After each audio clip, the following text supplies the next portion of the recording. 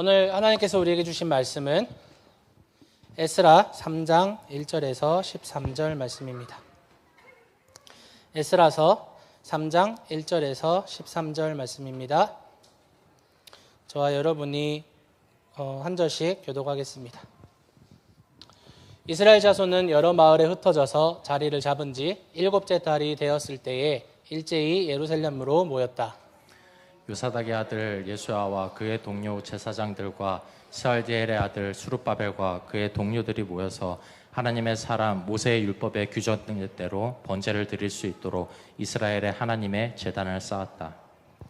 그들은 그 땅에 사는 백성들이 두렵기는 하지만 제단이 서 있던 옛 터에 제단을 세우고 거기에서 아침 저녁으로 주님께 번제를 드렸다.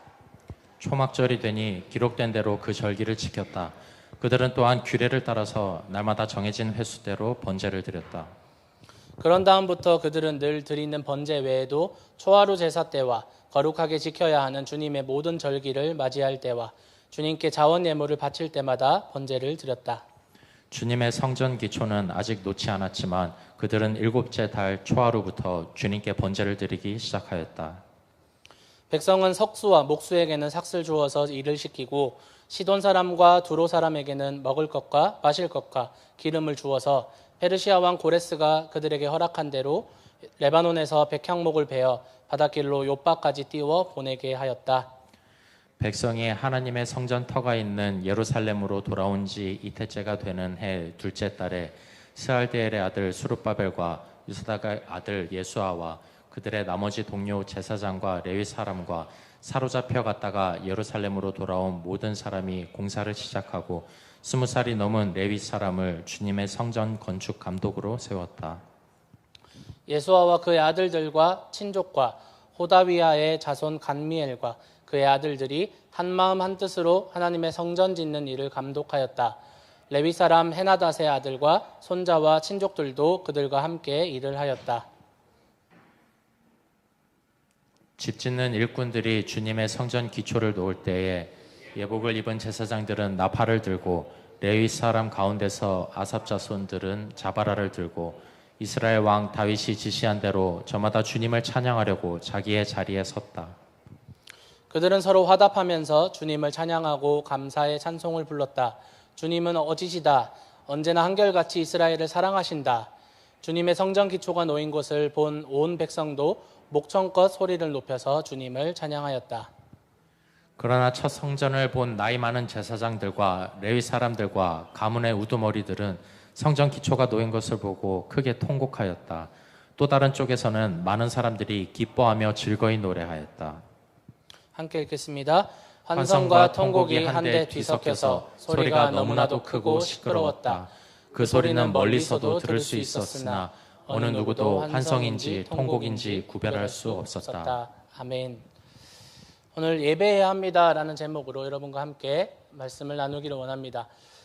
우리는 일상생활에서 보통 교회에 간다라는 표현 대신에 예배 드리러 간다라는 표현을 종종 사용하기도 합니다. 그래서 예배 드리러 간다라고 하면 사람들이 보통은 교회를 가고 있구나라고 이해를 하죠. 심지어 교회를 한 번도 다녀보지 않은 넌크리스찬들도 예배가 무엇인지 혹은 예배 때 무엇을 하는지는 알 수 없지만 교회 다닌 사람이 교회에 예배 드리러 간다 정도는 그들도 알고 있습니다. 그래서 이런 의미에서 예배는 그리스도인에게서 떼어놓을 수 없는 가장 기초적이고 본질적인 신앙 행동이라고 할 수 있을 것 같습니다. 우리 모두는 비대면의 시대를 뚫고 교회로 돌아오고 있는 혹은 돌아온 이 시대의 그리스도인들입니다.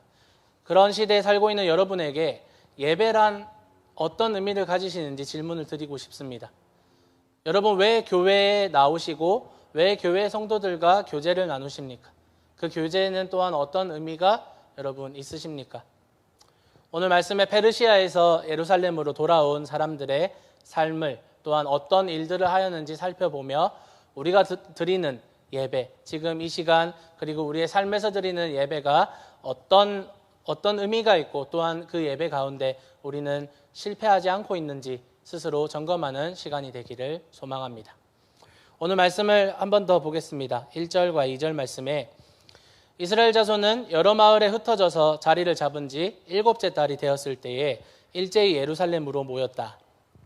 요사닥의 아들 예수아와 그의 동료 제사장들과 스알디엘의 아들 스룹바벨과 그의 동료들이 모여서 하나님의 사람 모세의 율법에 규정된 대로 번제를 드릴 수 있도록 이스라엘 하나님의 제단을 쌓았다. 아멘.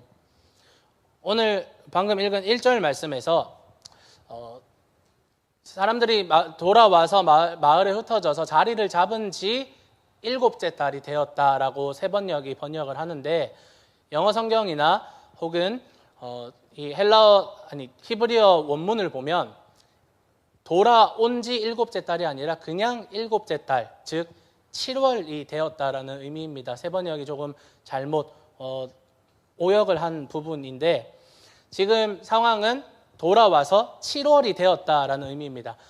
유대 사람들이 지키는 달력이 저희가 지금 보는 태양력과 좀 많이 다릅니다. 유대력으로 7월은 티스리월이라고 부르는데, 지금의 태양력으로는 9월 중순부터 10월 중순까지 해당합니다.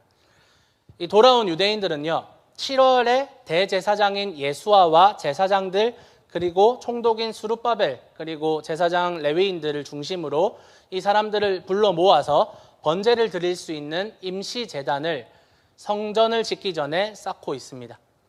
그리고 말씀에 의하면 아마도 이들이 모인 곳은 예전 솔로몬 성전이 있었던 옛 성전터였을 것입니다. 그런데 왜 하필이면 이들이 7월 달에 모여서 예배를 드렸을까요? 7월이 유대인에게 아주 중요한 달이기 때문입니다. 이 유대력이 조금 이해하기가 복잡한데, 사실 이 유대인들은 달력을 두 종류를 쓰고 있었습니다. 그래서 종교적으로 사용하는 종교력이 있었고, 그리고 일반 사람들이 사용하는 민간력이 있었습니다. 왜 이게 달라졌냐면, 출애굽 때 하나님이 7월 원래 7월이었던 달을 1월 달로 바꿔주셨기 때문에 종교력이 이렇게 6개월이 뒤바뀐 달력이 되었습니다. 그럼에도 불구하고 사람들은 일반적으로 쓰는 달력이 편했기 때문에 민간력을 계속해서 사용을 해서 종교력과 민간력이 구분이 되기 시작했습니다. 그래서 이 종교력으로 이 티스리월이 7월이고 민간력으로는 티스리월이 1월에 해당합니다. 그러니 대대로 이스라엘 사람들은 티스리월을 어떻게 이해를 했냐면 새해 첫날로 이해를 했던 것입니다.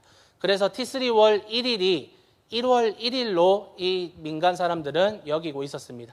그래서 이 1월 달에 보통 한국도 설날도 있고 그렇잖아요.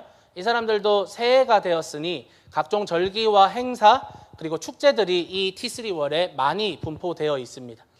그래서 새해 첫날로 여기는 티스리월 1일은 무엇이냐면 나팔절로 지킵니다. 나팔절은 나팔을 불면서 축제가 열리는데 보통은 승리와 예수 그리스도의 재림을 상징하는 그러한 절기입니다. 그러니까 새해 첫날에 나팔을 불면서 승리나 기쁨을 즐기는 축제인 거죠. 그리고 1월 10일에 티스리월 10일에는 이스라엘 모든 백성의 죄에 대해서 용서를 구하는 민족적인 용서를 구하는 대속죄일이 있습니다. 일전에 제가 설교 때 말씀드린 아사셀을 위한 염소가 바로 이 행사 때 쓰이게 됩니다. 그리고 이 대속죄일이 끝나고 그 다음 주인 1월 15일부터 22일까지 일주일 동안은 이스라엘의 가장 큰 절기 중에 3대 절기 중에 하나인 초막절 혹은 장막절을 지키게 됩니다. 이렇게 7월인 티스리월은 민간으로는 한 해를 이제 시작하는 새해 첫 달이면서 동시에 또한 여러 가지 절기와 예배와 제사와 축제들이 준비되어 있는 아주 의미 있는 달이었습니다. 그렇기 때문에 이 사람들이 돌아와서 7개월 동안 그냥 허송세월을 보낸 게 아니라 새해 첫날에 사람들이 모여서 일제히 모였다, 한 마음으로 모였다라고 하는데 일제히 예루살렘으로 다시 모여서 하나님께 예배 드리려고 하고 있다라는 것입니다. 우리가 계속 에스라서를 살펴보면서 코로나 시대를 뚫고 걸어가고 있는 우리의 모습과 연결지어서 이해를 해보면 저는 참 유익하다고 생각합니다.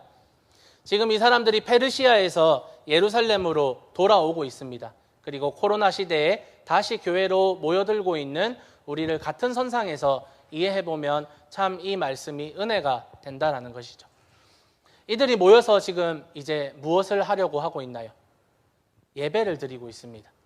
그렇다면 우리도 같은 선상에서 코로나를 뚫고 교회로 돌아온 우리가 무엇을 해야 하겠습니까? 바로 예배해야 한다라는 것입니다. 오늘 말씀 3절부터 이렇게 이야기합니다. 그들은 그 땅에 사는 백성들이 두렵기는 하지만 제단이 서 있는 예터에 제단을 세우고 거기에서 아침 저녁으로 주님께 번제를 드렸다. 초막절이 되니 기록된 대로 그 절기를 지켰다. 그들은 또한 규례를 따라서 날마다 정해진 횟수대로 번제를 드렸다. 그런 다음부터 그들은 늘 드리는 번제 외에도 초하루 제사 때와 거룩하게 지켜야 하는 주님의 모든 절기를 맞이할 때와 주님께 자원 예물을 바칠 때마다 번제를 드렸다. 주님의 성전 기초는 아직 놓지 않았지만 그들은 7째 달 초하루부터 주님께 번제를 드리기 시작하였다. 유대인들이 7월에 아주 중요한 명절인 7월 15일부터 22일까지 있는 초막절을 잊지 않았습니다. 그리고 기록된 대로 하나님의 말씀이 기록하는 대로, 즉 바꿔서 말하면 하나님이 명령하신 대로 그 절기를 지키고 있습니다. 절기를 지키고 있다는 것은 다르게 설명하면 절기에 맞는 제사, 즉 예배를 그 절기에 맞게, 그리고 말씀이 요구하는 짐승의 수와 곡식의 양과 이런 제사의 방법까지 온전하게 지금 지키고 있다는 의미입니다. 그래서 3절에서 방금 6절까지 읽었는데 규례를 따라서 날마다 번제를 드렸다라고 하면서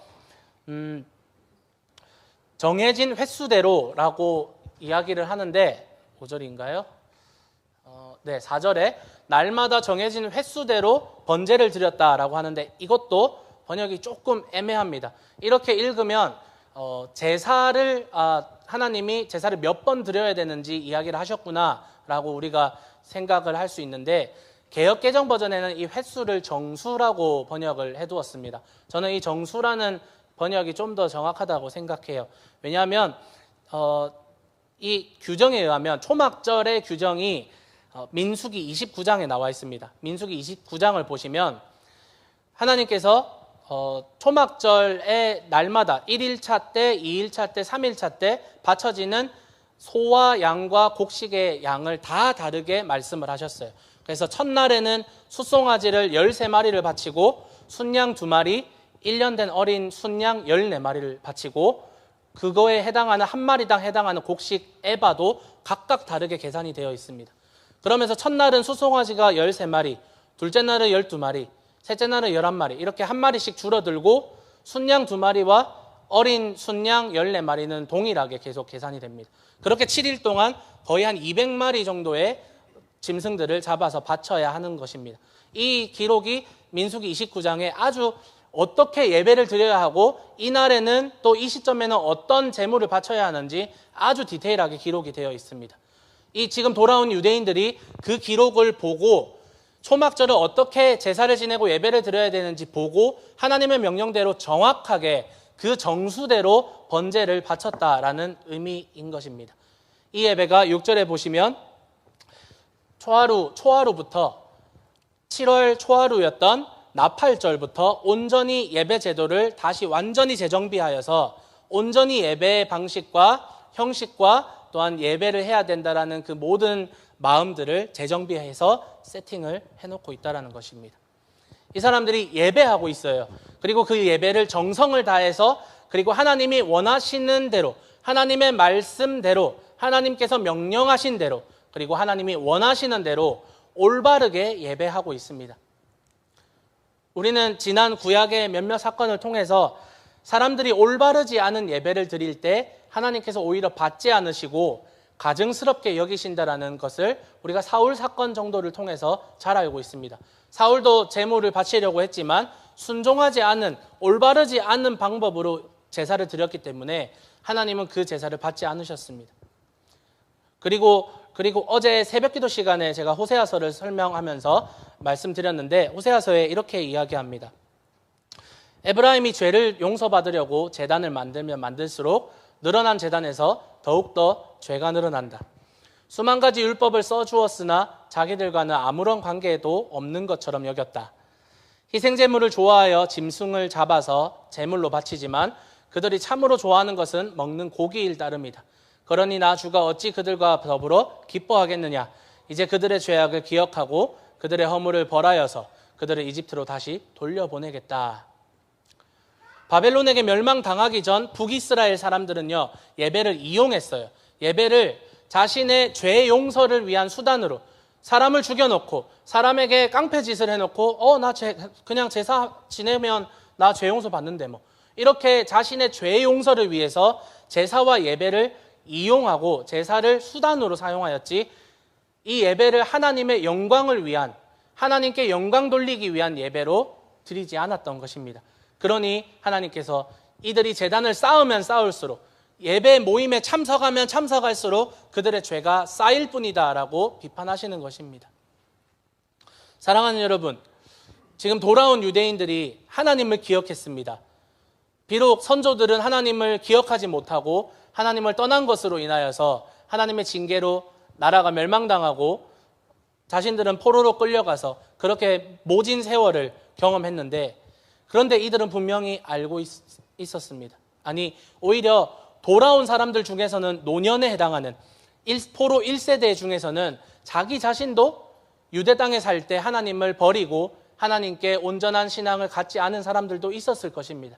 그런 노인들도 돌아왔을 것입니다. 그런 그들이 지난 나라의 잘못들을 뒤돌아보며 선조들의 잘못들을 또한 뒤돌아보며 예루살렘으로 돌아와서 아직 성전이 지어지지는 않았지만 성전이 회복되기 전에 하나님의 영광을 위한 예배와 제사를 이들이 지금 회복하고 있다라는 사실이 우리에게 주는 메시지가 너무나도 강력합니다. 우리가 성전을 짓기 전 혹은 교회를 짓기 전, 교회가 만들어지기 전 우리가 예배하는 공동체가 먼저 생겨나고, 그러므로 인하여서 하나님께 영광 돌리는 공동체가 계속해서 이어져 내려오는, 우리 교회가 33년이 되었는데 건물이 먼저 생겼습니까? 예배가 먼저 생겼습니까? 예배가 먼저 생기고 예배 공동체가 먼저 생기지 않았습니까? 그것이 우리에게 주는 메시지라는 겁니다. 이 예배하는 마음과 사람들이 모여서 하나님께 예배하려고 하는 이 사람들, 예배하는 마음과 예배하는 사람들은요, 결국 무엇을 지향하느냐? 하나님과 하나님의 영광을 지향할 수밖에 없습니다. 예배하는 사람들은 모여서 무엇을 해야 하느냐? 무엇이 하나님께 영광이 되는지 고민하고 그렇게 하나님께 영광 돌리는 예배를 드려야 한다는 겁니다. 그래서 우리는 이렇게 표현합니다. 하나님께 영광을 돌린다라고 표현합니다. 이것은요, 하나님께서 한없이 영광스러운 분이다라는 고백과 함께 세상에 하나님께서 보여주시고 세상에 하나님께서 비춰주신, 하나님이 가지고 계시는, 하나님만이 가지고 계시는 하나님의 한없는 영광이 창조의 영광이라든지 섭리의 영광이라든지 인도의 영광이라든지 구원의 영광이라든지 하나님이 가지고 계시는, 인간은 가질 수 없는 하나님만이 가지고 있는 그 한없는 영광을 이 창조 세계의 구석구석 하나님께서 계시하고 비춰주셔서 우리는 이 창조 세계를 살아가면서 자연을 보고도 우리의 사회를 보고도 우리의 공동체를 보고도 우리는 하나님의 영광과 하나님의 계심을 우리는 인정하고 그 하나님이 세상에 비춰주신 그 영광을 다시 하나님께 돌려드리는 것이 예배라는 것입니다. 그래서 우리가 우리 교회에서 새가족 공부를 할 때 우리가 일반 계시와 특별 계시를 이야기를 하는데, 일반 계시는 하나님이 온 자연 만물에 모든 피조 세계의 하나님의 모습들을 계시하셨고 사람은 그것을 보면서 하나님을 느껴야 된다. 그것이 하나님의 계시다라고 우리가 교육합니다. 여러분 다 기억나시죠? 그런 의미에서 하나님이 비춰주신 그 영광을 우리는 하나님께 다시 돌려드려야 됩니다. 그것이 바로 예배라는 거예요. 그래서 바울은 로마서에서 뭐라고 말하냐면요, 로마서 1장 19절에서 21절 보면 하나님을 알만한 일이 사람에게 환히 드러나 있습니다. 왜냐하면 하나님이 비춰주셨기 때문입니다. 하나님이 이미 계시하셨기 때문입니다. 하나님께서 그것을 환히 드러내 주셨습니다. 이것을 하나님의 영광으로 보고 싶어요. 이 세상 창조 때로부터 하나님의 보이지 않는 속성, 곧 그분의 영원하신 능력과 신성은 사람이 그 지으신 만물을 보고서 깨닫게 되어 있습니다. 그러므로 사람들은 핑계를 댈 수가 없습니다. 하나님이 보여주셨고 사람들이 당연히 찾을 수 있도록 하나님의 모든 영광을 비춰주셨기 때문에 사람들은 그것을 발견할 수 있어요. 그런데 사람들은 하나님을 알면서도 하나님을 하나님으로 영화롭게 해드리거나 감사를 드리기는커녕 오히려 생각이 허망해져서 그들의 지각 없는 마음이 어두워졌습니다.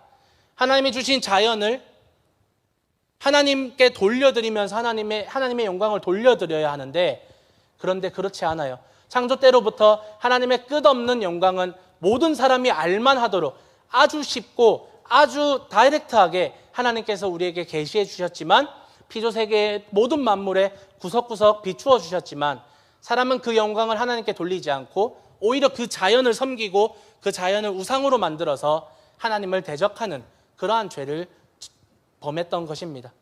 그렇기 때문에 예배란 무엇이냐? 포인트는 하나님께 영광을 돌리는 것이 예배다라는 것입니다. 하나님께 영광을 돌리는 것이 예배이고 예배하는 사람의 자세입니다. 그렇다면 이 포인트가 예배란 하나님께 영광을 돌리는 것인데, 그러면 지금 성전 재건을 앞두고 있는 이들에게 어떤 의미가 있을까요? 전 두 가지 정도를 말씀드리고 싶습니다. 첫 번째는 성전을 통해서 다시 하나님의 영광이 회복이 됩니다. 학개서 1장 8절에 이렇게 이야기합니다. 우리 함께 읽겠습니다. 시작.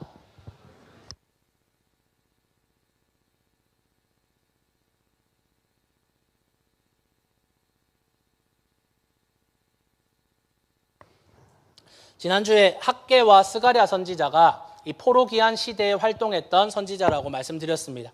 하나님의 학개 선지자를 통해서 무엇을 말씀하고 계십니까? 성전을 지어라. 나무를 베어다가 성전을 지어라. 그러면 내가 그 성전을 기쁘게 여기겠다. 그리고 나의 영광을 드러내겠다라고 말합니다. 하나님께서는 성전을 통해서 하나님의 영광을 드러내겠다고 약속하십니다. 바로 성전이 하나님의 영광을 드러내는 통로가 된다라는 것입니다. 그렇기에 성전 재건이 이 사람들에게 왜 필요했는가? 왜 성전 재건을 하나님께서 명하고 계시는가? 그렇게 물으신다면 하나님은 성전을 통해 하나님의 영광을 드러내는 도구로 사용하시겠다라는 겁니다. 이 목적은 하나님을 위해서이기도 하지만 사실은 사람을 위해서 하나님이 이것을 허락하신 것입니다. 왜냐하면 사람은 시각적이고 경험적이고 물질적인 요소에 지배를 받기가 아주 쉽습니다. 그렇기 때문에 만약에 우리 교회가 아직도 건물이 없이 야외에서 그냥 텐트를 치고 예배를 드린다라고 할 때에 사람들의 마음은 어려워질 겁니다. 혹은 건물이 완전 다 무너져서 우리가 몇 달 동안은 천막을 치고 예배를 드려야 한다고 할 때 우리의 마음은 어려울 겁니다. 또 밖에서 외부에서 바라보는 사람들의 시선도 건물이 있는 것보다 건물이 없는 것이 더 어려워 보이고, 건물을 가진 렌트를 해서 상가 건물이나 가건물을 갖고 있는 것보다 자기 자신의 건물을 갖고 있는 교회를 외부 사람들, 넌 크리스찬들이 바라볼 때 더 교회다워 보인다라는 겁니다. 그래서 교회가 현대적인 건물보다 아직도 옛날 건축 방식을 조금은 따르는 이유는 교회가 교회처럼 생겼을 때, 밖에서 보았을 때 교회처럼 볼 수 있다는 것이죠.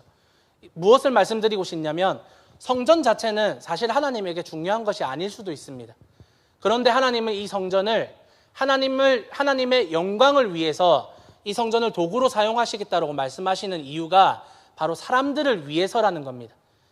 사람들에게 하나님께 온전히 영광을 돌려드릴 수 있는 장소가 제공이 되고, 그로 인해서 어쩔 수 없이 시각적인 요소와 경험적인 요소에 지배를 받는 사람들이 그 성전에 와서 여기에 하나님이 계시는구나. 사실은 하나님은 어디에도 계시는데 성전에 와서 하나님을 경험하고 하나님을 예배하는 공동체가 그 성전이라는 건물에 만들어짐으로써 하나님은 그들에게 영광을 드러내시는 것입니다.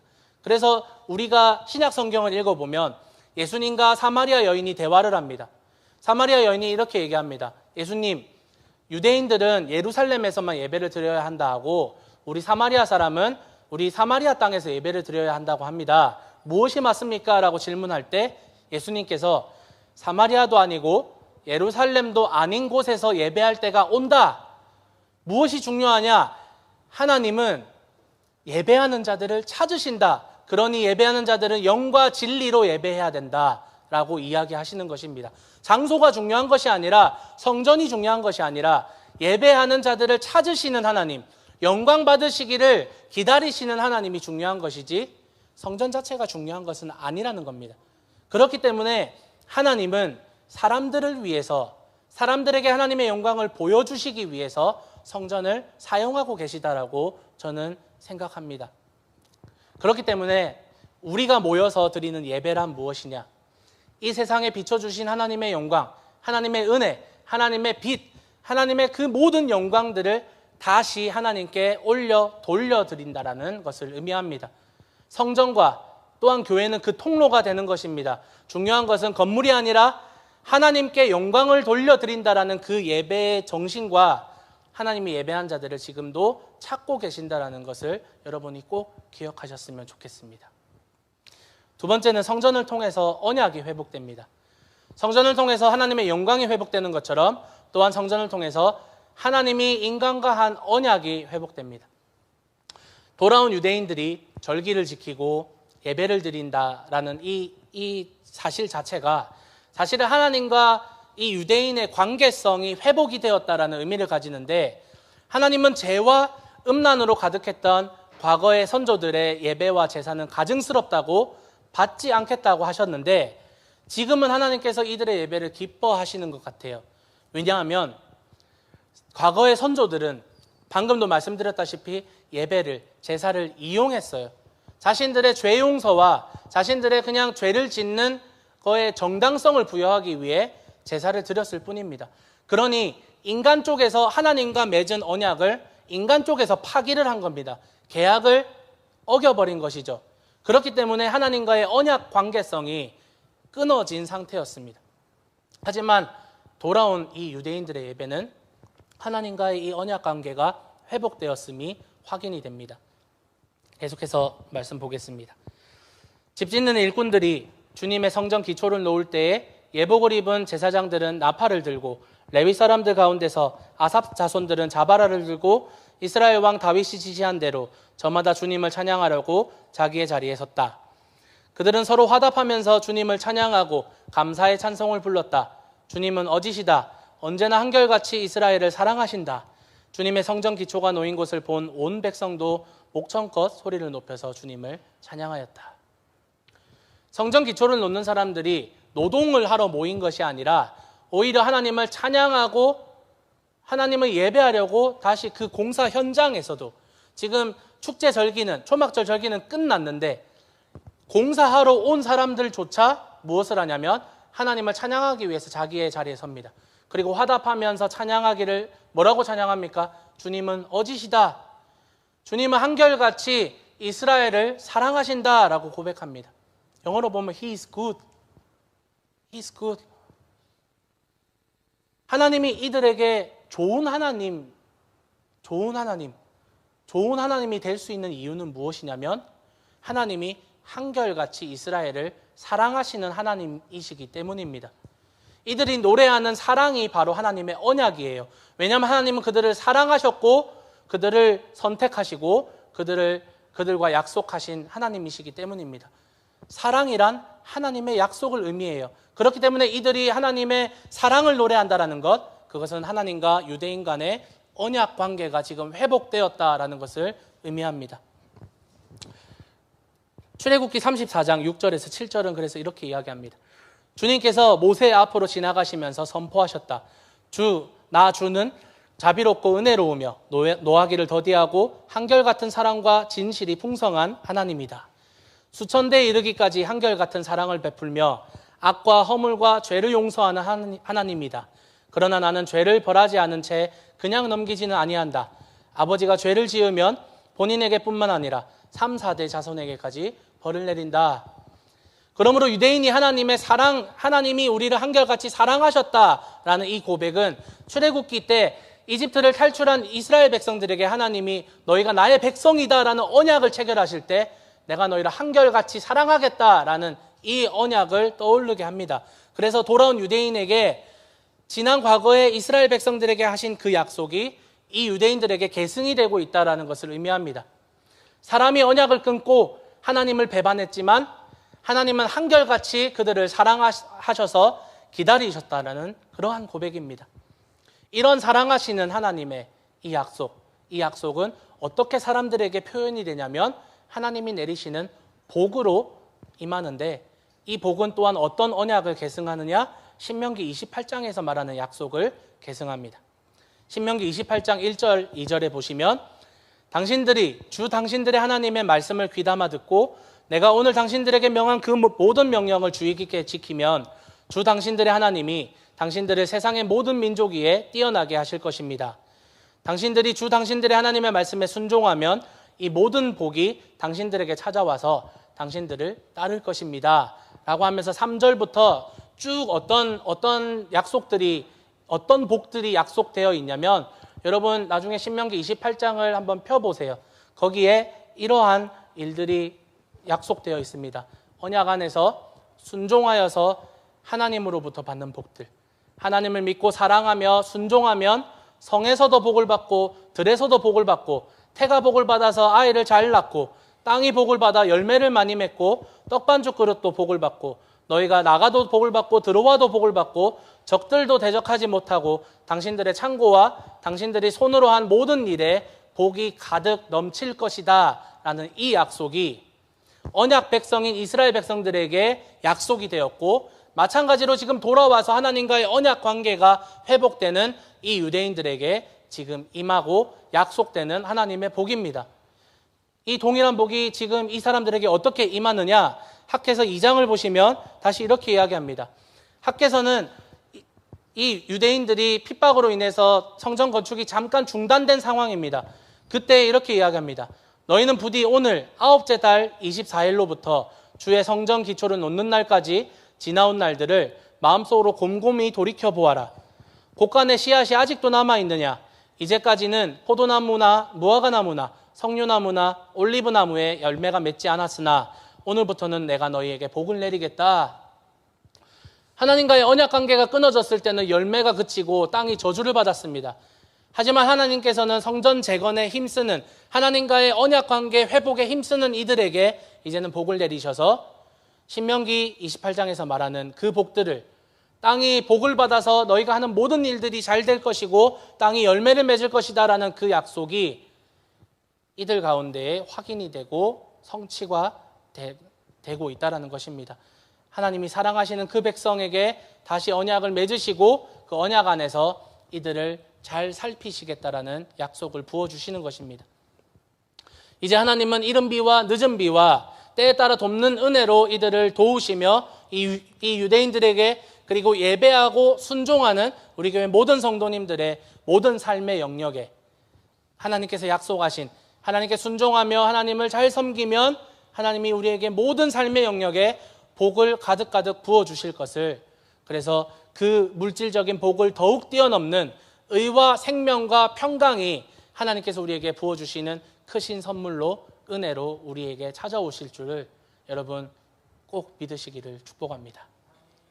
이 언약 관계가 회복되었기 때문에 이제 아주 중요한 하나님의 약속 또한 회복이 자연스럽게 될 것입니다. 그것이 무엇이냐면 이들이 포로 기간 동안 간절하게 바라고 있었던 메시아입니다. 예레미야 33장입니다. 여러분 함께 읽겠습니다. 시작.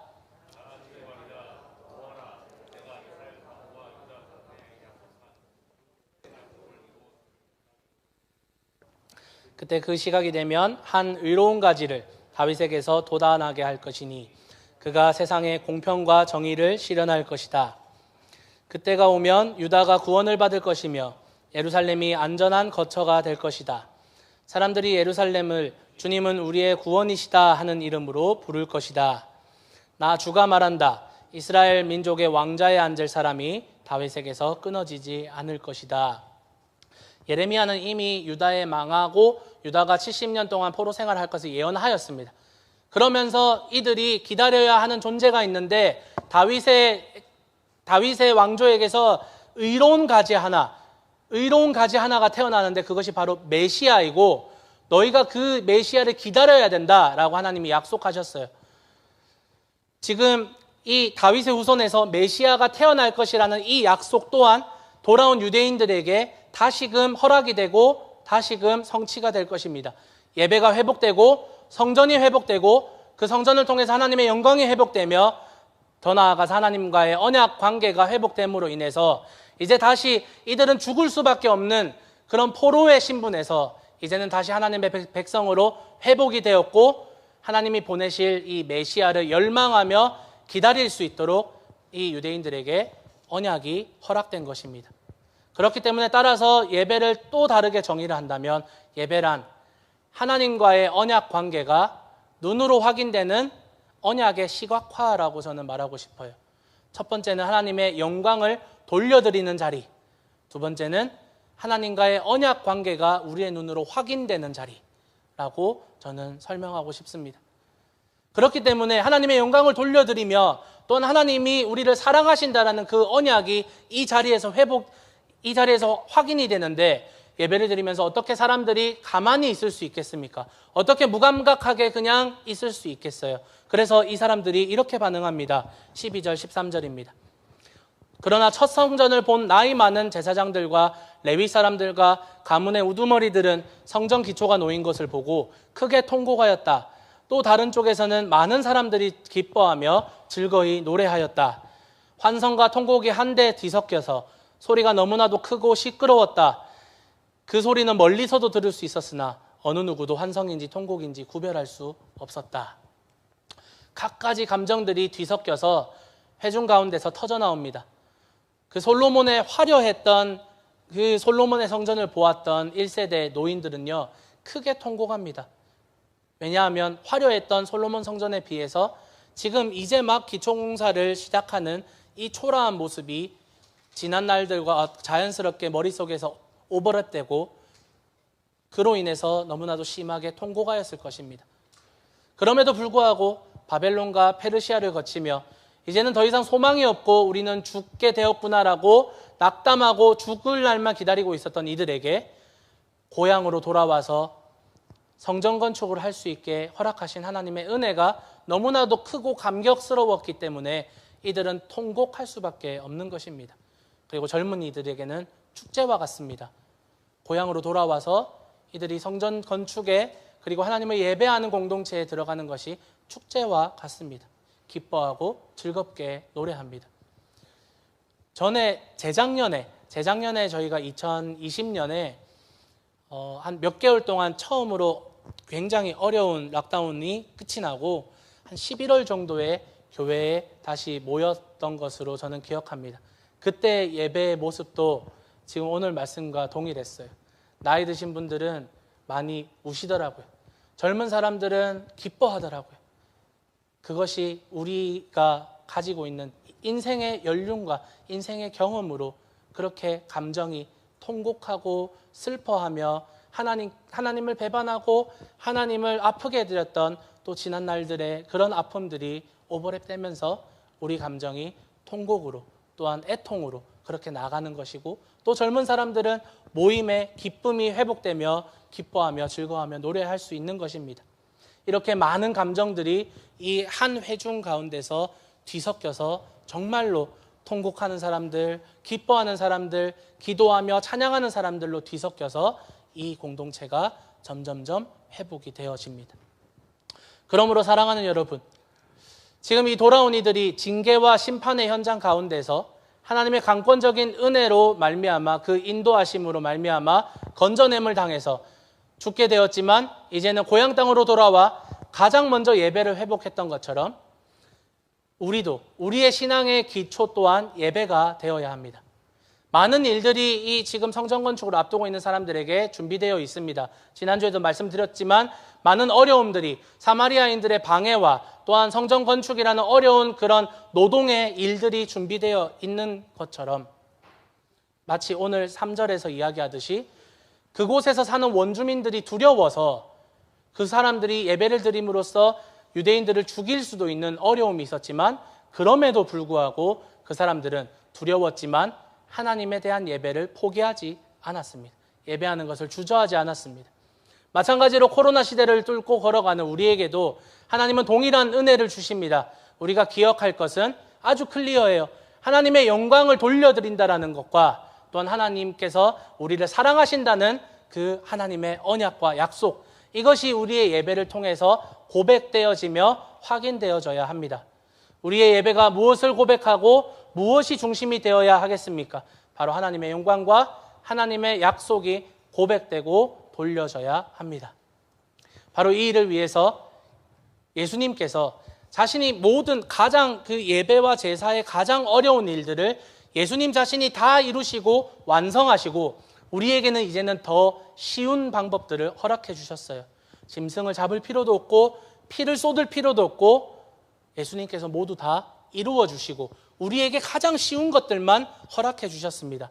이 일이 히브리서 9장과 10장에 기록이 되어 있습니다. 이 두 장을 다 살펴볼 수는 없고 여러분께 요약해서 설명을 드리자면, 제가 히브리서를 많이 설명을 드렸습니다. 이 세상에는 성전이 있습니다. 이들이 짓고 있는 성전, 혹은 솔로몬의 성전, 지금 스룹바벨이 짓고 있는 이 성전, 성전이 있습니다. 그런데 이 성전에는 칸막이가 있습니다. 칸막이가 성소와 지성소를 나누고 있습니다. 그래서 이 두 번째 칸인 지성소에는 딱 1년에 한 번 대제사장만이 1년에 한 번 들어갈 수 있습니다. 그런데 예수님께서 오셔서 대제사장으로 오셔서 장막을 통과하셨습니다. 그래서 지성소에 들어가시고 그곳에서 십자가를 꽂으시고 그 가로막고 있던 칸막이인 휘장을 찢어버리셨습니다.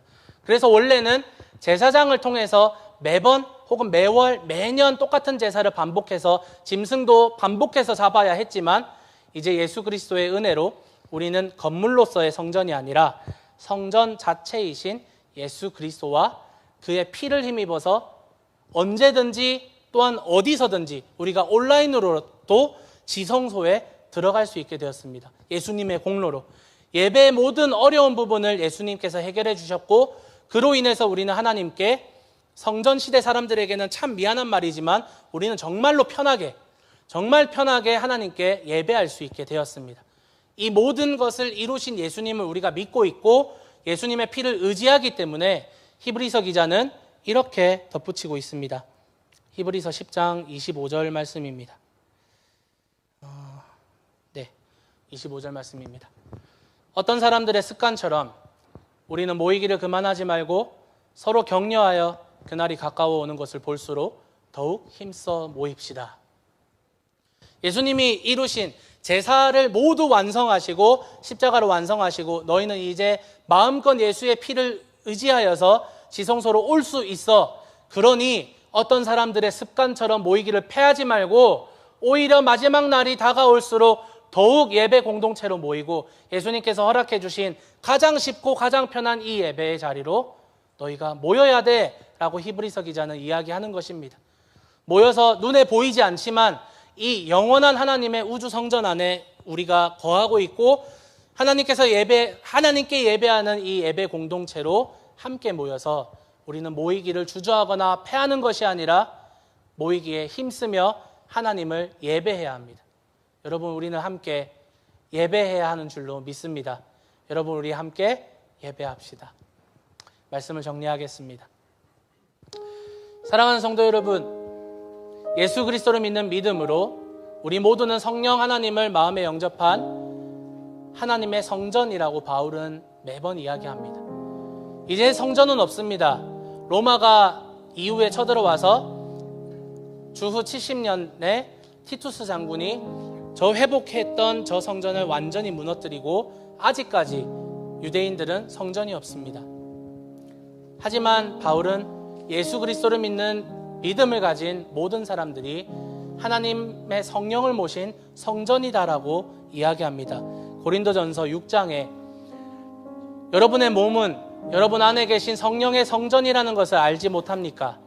여러분은 성령을 하나님으로부터 받아서 모시고 있습니다. 여러분은 여러분 자신의 것이 아닙니다. 여러분은 하나님께서 값을 치르고 사들인 사람입니다. 그러므로 여러분의 몸으로 하나님을 영화롭게 하십시오. 다른 말로 하나님께 영광을 돌리십시오. 몸으로 하나님께 영광을 돌릴 수 있는 것이 무엇일까요? 바로 일상의 삶에서 하나님께 영광 돌리라는 의미입니다. 성전 재건을 통해서 하나님은 이스라엘 백성들에게 하나님의 영광을 돌려드려야 할 것과 또한 하나님의 약속을 기억하게 하셨습니다. 그리고 예수님은 눈에 보이는 이 땅의 성전의 불완전함을 완전함으로 바꿔주시고 십자가의 제사로 완성시키시며 그 피의 능력을 믿는 모든 이들에게 성령 하나님을 보내주시고 그 예수님을 믿는 모든 자들이 이제는 성전 그 자체가 될 수 있도록 허락해 주셨습니다. 그러므로 우리가 언제든 어디서든 우리는 지성소로 들어가는 예배를 하나님께 드릴 수 있습니다. 그렇다면 우리는 교회에서도 하나님의 성전이지만 집에서도 하나님의 성전이고 학교에서도 하나님의 성전이고 밥을 먹을 때나 직장에 가서 일을 할 때나 커피를 마실 때에도 사람들과 이야기를 하고 운전을 하는 등의 우리의 모든 일상생활이 우리는 하나님의 성전입니다.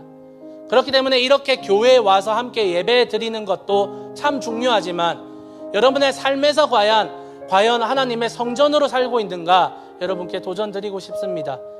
고린도전서 10장 31절에는 그래서 이렇게 이야기합니다. 그러므로 여러분은 먹든지 마시든지 무슨 일을 하든지 모든 것을 하나님의 영광을 위하여 하십시오.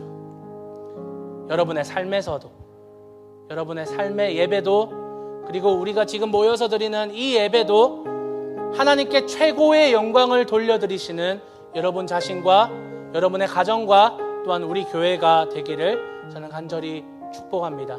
여러분, 삶의 예배와 또한 이 자리에서 드리는 우리 교회의 예배를 온전히 회복합시다.